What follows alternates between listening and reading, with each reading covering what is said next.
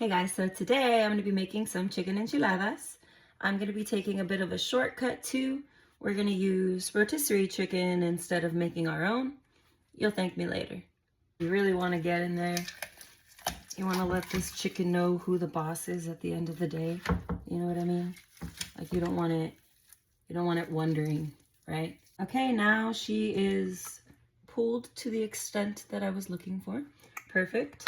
I'm gonna go ahead and what I'm gonna do is I'm gonna add some chicken stock on top of it, just to kind of moisten her up a bit, you know? Okay, so I won't lie to you, I'm not using fresh chicken stock, I'm using Nor caldo de pollo, but that's because it already has some salt in there and it's just gonna kind of give it a little more flavor.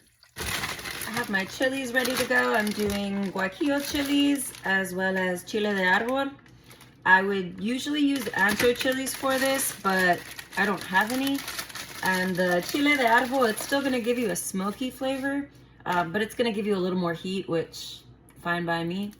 Now the chile de árbol is gonna be a little peskier, but all you really gotta do is just kind of crinkle it, just kind of open her up, and then you flip her over and the seeds will really just fall out as such. It's the same game with the guajillos. These are a lot simpler though. You're really just gonna shove your finger in there and then they'll all just come falling out. Wow. Okay, so all my chiles are de-seeded. I heated up some chicken stock, what I had left over, and I poured it right on top so that we can rehydrate these before we blend them up for our sauce. Just to kick up the flavor and the umami a little bit, I'm going to add half a can of diced tomatoes.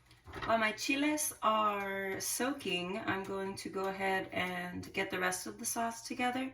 So I'm gonna do about 5 cloves of garlic, big boys.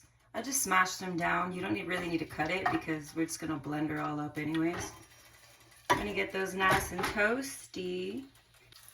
Now that my garlic is getting nice toasty and golden brown, I'm going to go in with my other spices. A little garlic on there.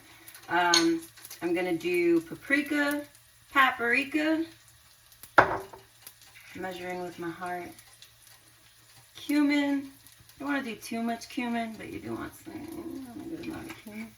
And then we're also going to do some dried oregano.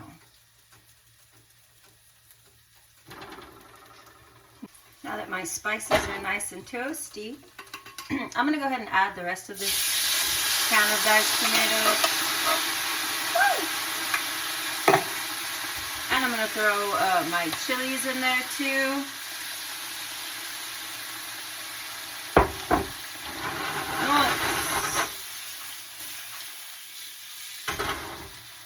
Okay, we don't need to get it too hot because we're going to blend it and also throw her in the oven. So I'm going to go ahead and pull her, get her blended, and I'll be right back.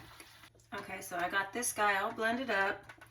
I did add probably about a 1/4 cup more chicken stock just to loosen her up. But you can always add and adjust as needed depending on how thick you want your sauce. And also, you're definitely going to want to add some salt to taste. I'm just going to put a little bit in there. I'm also going to add a little bit of lime juice in here just to give it some more acidity. And then now I'm going to just warm up my corn tortillas a little bit just so that they don't break when I'm rolling them. We're going to dip them in the sauce and start rolling. Okay, now that the hard part's over, it's time for the easy part. All we're going to do is we're going to dip our corn torts right in the sauce. And then we're going to fill them with some chicken. You don't want to overfill like I almost just did. You still want them to be rollable. And then we're also going to go in with our cheese. Put a nice little generous helping on there. And then you're just going to roll her up. Voila. Little enchilada. Now, as we roll these, we're just going to add them to our pan of choice, and you're gonna put it open side down That way they don't go falling apart on you.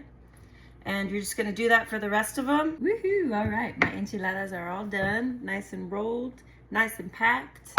Now we're just gonna go ahead and put all of this nice sauce right on top. Get crazy with it, you know. We like them saucy.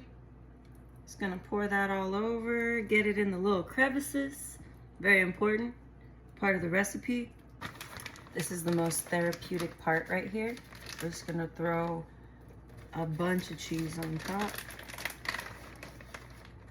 As much as your little heart desires. We are going to cook those enchiladas at 375 for about 15 to 20 minutes, and we'll be right back to check on. I shan't lie to you. These are actually all for me, so I'm just gonna eat it right out of the pan because I'm an adult.